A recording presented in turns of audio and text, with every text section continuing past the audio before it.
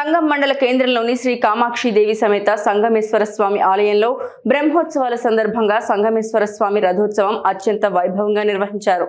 ముందుగా ఆలయంలో ప్రత్యేక పూజలు నిర్వహించి స్వామి అమ్మవార్ల ఉత్సవ విగ్రహాలను పరిమళ పుష్పాలతో అలంకరించి రథం మీద కొలువు తీర్చారు. అనంతరం గ్రామ పురవీధుల్లో భక్తుల హరహర మహాదేవ నామాల మధ్య రథోత్సవం వైభవంగా సాగింది. భక్తులు పెద్ద సంఖ్యలో రథోత్సవంలో పాల్గొని స్వామి అమ్మవారిని దర్శించుకున్నారు. రథం ముందు భక్తులు టెంకాయ కొట్టి మొక్కులు తీర్చుకున్నారు.